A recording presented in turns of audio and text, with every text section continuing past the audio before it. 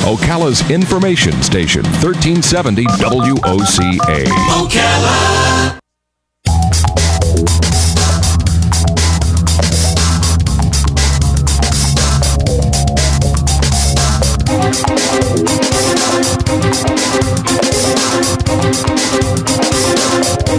Come on.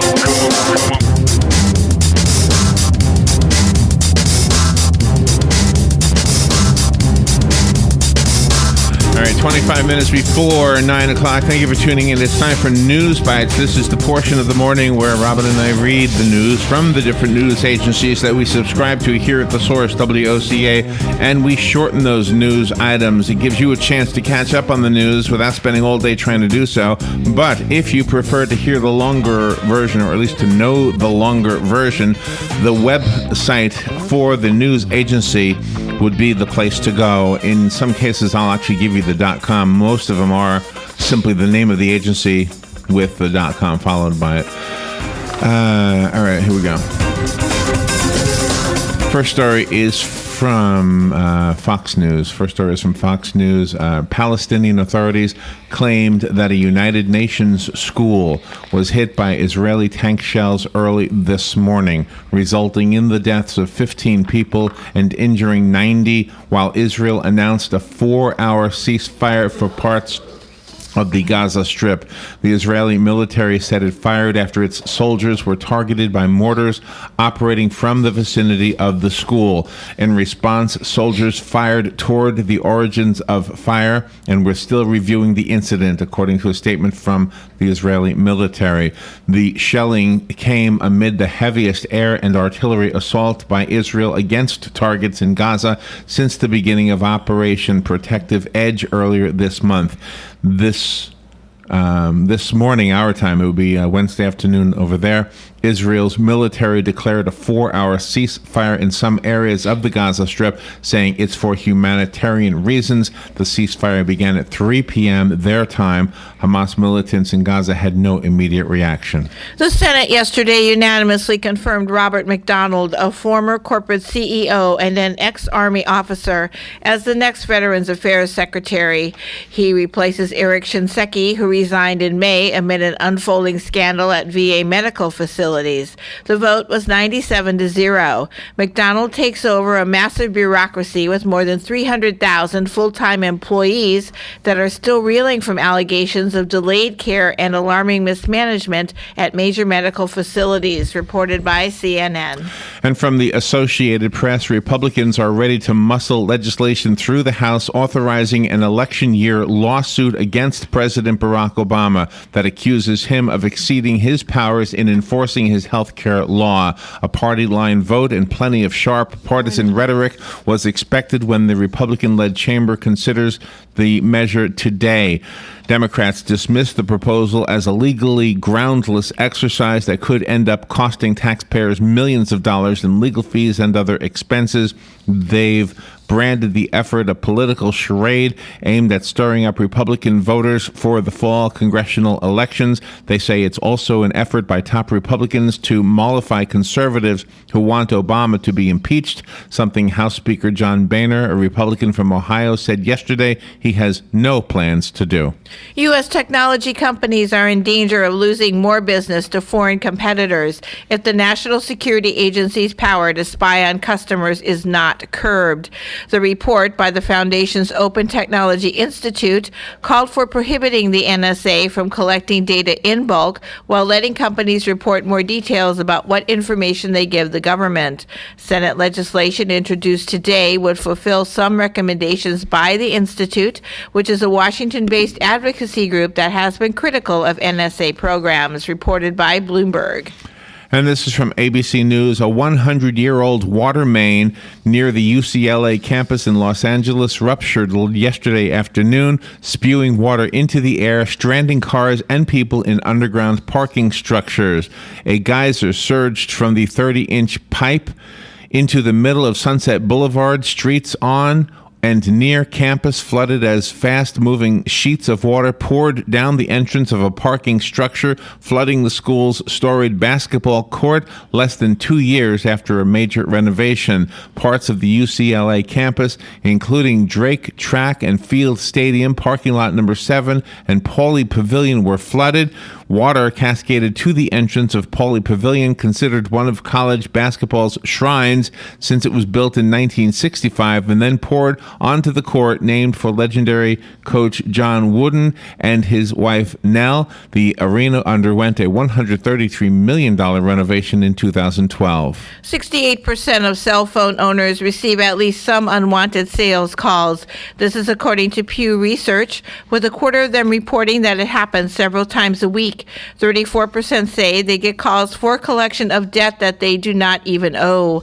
Attorney Billy Howard, the founder of the Consumer Protection Department at Tampa-based law firm Morgan & Morgan, is quoted as saying, "Every single day across the country, people are getting hundreds of thousands of calls for debts that they don't owe, and that's illegal. It's a $500 minimum violation for every unwanted phone call to your cell phone. It could be worth up to $1,500 per call," reported by ABC. And from the Associated Press, North Korea fired 4 short-range projectiles toward the ocean off its east coast this morning in its latest in a series of missile and artillery tests, according to a news report from the South Korean Defense Ministry. An official there said the North Korean military fired 2 projectiles in the morning and 2 in the afternoon from a site at Mount Myeonghang, northeast of Pyongyang. The official spoke on condition of anonymity, citing department rules. Yonhap news agency said some of the projectiles failed to travel far and could have fallen on North Korean land, while others appeared to have reached waters off of its east coast. The state of Florida has warned beachgoers that high levels of flesh-eating Vibrio bacteria have been detected in its waters. The naturally occurring bacteria, which thrives in warm, moderately salty water, causes around 80,000 illnesses and 100 deaths in the United States yearly. It's killed at least 11 people in Florida last year. Health officials say the bacteria is especially dangerous to people with weak immune systems and is fatal around 50% of the time when it gets into people's bloodstreams. This is reported by Fox News.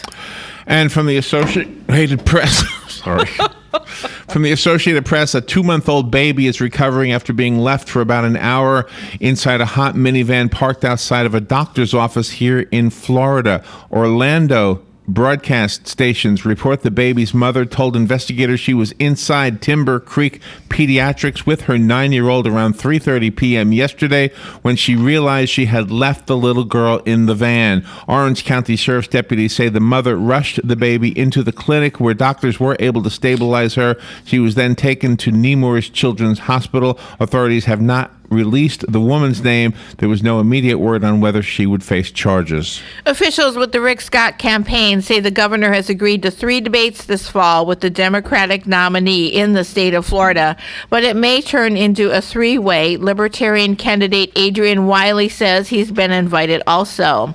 The only problem is the invitations are conditional. Well, they have said that there may be conditions that would be set in the future, Wiley said. I don't have any indication of what those conditions may be.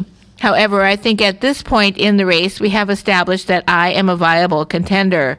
Wiley is polling at 9% in the latest Quinnipiac. Wiley is polling at 9% in the latest Quinnipiac survey, despite the fact that he's a virtual unknown.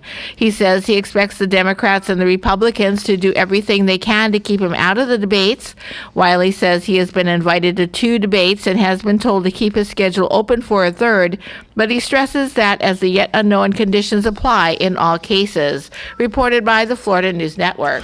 And from the Associated Press, torrential rains triggered a massive landslide that buried a remote village in western India this morning, sweeping away scores of houses and possibly trapping more than 150 people. About 100 rescuers had reached the area, but continuing rains and bad roads were hampering rescue efforts and preventing reinforcements from reaching Ambagayan, a village in Pune district in the Maharashtra Maharashtra state. We have to take a little break. We've got some weather and, of course, a couple of commercials before we come back. And then when we return, we, of course, will continue reading the news to you in brief during this segment that we like to call NewsBites. We'll be right back after these important messages. This is The Source, WOCA. The weather is brought to you by myfwc.com. Safe boating is no accident. For today, intervals of clouds and sunshine and a little bit less humid this afternoon, the high 91 to 95. Partly cloudy tonight with a shower or thunderstorm near the coast early tonight. Low 69 and a few inland spots, 76 on the beaches. For tomorrow, sunshine, some clouds. Watch out for a thunderstorm in the afternoon and evening, the high 90 to 94. And on Friday, partly sunny with an afternoon thunderstorm, high 88 to 92. From the Florida Weather Center, I'm meteorologist Joe Lundberg.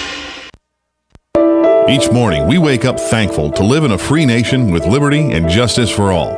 But sometimes those liberties can be put in jeopardy, and you may have questions about what to do or who to call. Let Doc Blanchard of Blanchard, Miriam, Adele, and Kirkland help you find the answers. Attorneys at law since 1974 and located in downtown Ocala. If you have legal issues, don't go it alone. Call 352-732-7218. Blanchard, Miriam, Adele, and Kirkland, helping protect your liberties every day.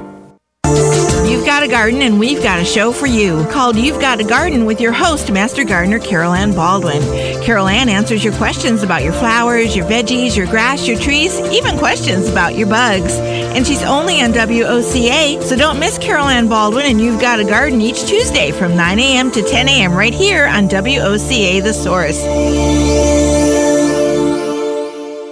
Hey, Matt, I know Sunrise Automotive does auto stuff, but I need some tires for my truck. Can you recommend someone? Yes, I can. We do that. No, I mean, I need them installed and balanced and all that. Yep, we do that. Well, my son needed his windows tinted. Yep, we do that. I need too. my seat replaced. Yep, we do that too. I need a new roof line, and a new spoiler, and a new trunk. Yep, we can even do that too. Okay, I get it. I suppose you can also do a radio show too, huh? Well, as a matter of fact, join me every Monday at 10 for auto repair with personal care here on The Source. Of course you do. The weather is brought to you by myfwc.com. Safe boating is no accident. For today, intervals of clouds and sunshine and a little bit less humid this afternoon, the high 91 to 95. Partly cloudy tonight with a shower or thunderstorm near the coast early tonight. Low 69 and a few inland spots, 76 on the beaches. For tomorrow, sunshine, some clouds. Watch out for a thunderstorm in the afternoon and evening, the high 90 to 94. And on Friday, partly sunny with an afternoon thunderstorm, high 88 to 92. From the Florida Weather Center, I'm meteorologist Joe Lundberg. Now is the time to take advantage of Florida Credit Union's CD specials. Our 36-month CD comes in at 1.26% APY. A 24-month is working for you at 1.0% APY. And our 12-month at 0.75% APY. All CD rate specials require $10,000 minimum. With friendly service and rates like these, it's not hard to see why Florida Credit Union has your CD options covered. Florida Credit Union, connecting your money to your life. Call 352-237-8222 for more information. Must act by 1/15/14. We are The Source, WOCA. WOCA. All right, 12 minutes before 9 o'clock. Let's return to NewsBites. The next story is from ABC News. The body of a male adolescent was found Sunday night in the wheel well of a U.S. Air Force C-130 at Ramstein Air Force Base in Germany after the plane had arrived from a flight that originated in Africa, according to a U.S. official. The body was found trapped in a compartment above the aircraft's rear landing gear, according to Pentagon spokesman Rear Admiral John Kirby. The C-130 aircraft was on an 8-day journey originating in Senegal and then stopping in Mali, Chad, Tunisia, and Italy before arriving at Ramstein, according to Chief Master Sergeant Ellen Shermer, a spokeswoman at Ramstein for the 86th Airlift Wing. It's unclear whether the child was a stowaway or where the child had boarded the plane, according to the report. Republican senators are once again feeling pressure after Everytown for Gun Safety released an ad in an attempt to rally support for a bill that would place gun restrictions on domestic abusers. The group, funded by former New York City Mayor Michael Bloomberg, is running the ad in New Hampshire, Arizona, Nevada, and Washington, D.C. The ad encourages viewers to call their respective legislatures. Senators Kelly Ayotte from New Hampshire, Jeff Flake from Arizona, and Dean Heller from Nevada to voice their support for Senator Amy Klobuchar's bill, a Democrat from Minnesota, which will have its first hearing today, reported by UPI. From the Associated Press, New York City officials are turning up the heat on Elmo, Cookie Monster, and Statue of Liberty impersonators, Times Square costumed characters who often demand money for posing in photos with tourists. The city wants to rein in a summertime spike in badly behaving characters, such as the Spider-Man accused of punching a police officer recently. This has gone too far, said Mayor Bill de Blasio. It's time to take some real steps to regulate this reality. But that could be easier said than done. Legal experts say proposals for a city law to possibly require licenses and background checks could violate free speech rights. At issue is whether the characters can be considered street performers protected by the First Amendment or whether they are engaged in commercial activity subject to regulation. It depends on whether the characters merely hope for tips or demand money. Some tourists have complained about being harassed for payment. Female anti-gun protesters attended a July 26th Come and Take It open carry rally in Austin, Texas, and showed their disapproval for bearing arms in public by baring their breasts in public. In CATI's video of the event, one bare-breasted woman held a sign reading, "More boobs, less guns, and guns only bring death." Another held a sign reading, "Do you realize everyone thinks you're overcompensating for your teeny tiny gun right?" In the video of the event, one of the women parading her breasts on the streets of downtown Austin stated, "My brother and dad have guns, but they have more than enough sense not to parade them around downtown Austin." The lady with the "More boobs, less guns" sign added, "We do not want you carrying guns out on the street like this. We don't want you carrying them in Chipotle." This is reported by the Breitbart News. And this is from ABC News. Everyone knows Sarah McLachlan's iconic song titled Angel. If not from her extensive catalog of classic hits, then from those really touching SPCA commercials where the singer lends her voice to stop animal cruelty. In a question and answer session written on the Huffington Post website, McLachlan revealed that the song is not written about or inspired by an animal, but instead by another musician. Jonathan Melvoin was the keyboardist for the group The Smashing Pumpkins before he died after a heroin overdose in 1996. McLachlan said, "I wrote the song Angel after being on the road for almost 2 years straight and was both mentally and physically drained." She said, "I went to a cottage north of Montreal to relax and write and read an article in Rolling Stone about the Smashing Pumpkins keyboard player who had overdosed in a hotel room." She continued, "The story shook me because though I have never done hard drugs like that, I felt a flood of empathy for him and that feeling of being lost and lonely and desperately searching for some kind of release." McLachlan said she wrote that song Angel in 2 days. There are scary places in America, and none more so than the deceptively friendly-sounding Sunshine State. That's according to a study conducted by the real estate site Estately.com. The study took into account a number of so-called fear factors, and while Florida did not sweep the categories, it came in a respectable first. States were ranked on such diverse categories as dentists, clowns, bears, and active volcanoes, just to name a few. Florida, though a virtual no-show when it came to volcanoes, led the way in the categories of hurricanes, tornadoes, and shark attacks. When it came to lightning, however, the so-called lightning capital of the nation only managed to place third. Spiders and snakes, that's numbers 5 and 11, respectively, for Florida. The Sunshine State also ranked number 30 in the categories of bears and clowns per capita. Still, despite the relatively poor showing in other blood-chilling categories, the places where Florida took the lead were more than sufficient to put the state over the top and secure its high ranking on this list of the most scary. If you're looking for the least scary state in the nation, on the other hand, you will need to look north by northwest. According to Estately, South Dakota is the least frightening state in the nation, reported by the Florida News Network. Clowns. And from CNN, President Barack Obama's possible move to allow millions of illegal immigrants to apply for work in the United States would act only as a lure to encourage more illegal immigrants. That, according to a statement from Senator Marco Rubio. CNN reports that multiple sources have said Obama intends to do just that through executive action. Such an action would violate U.S. law. Marco Rubio, who is a Florida Republican, said yesterday on Fox News Channel's Hannity program, the United States is a deeply compassionate country, as shown by the 1 million immigrants entering legally every year, Rubio told Sean Hannity, but that's being abused. If Obama gives work permits to 5 or 6 million people, Rubio said, there will be an additional surge of people coming because smugglers and family members will tout the action as a welcoming of immigrants. Mothers who suffer morning sickness may have a healthier pregnancy with a lower chance of miscarrying.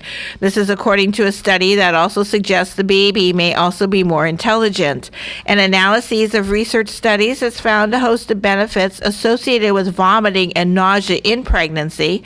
It is thought that the sickness may be triggered by higher levels of hormones that indicate a healthier pregnancy.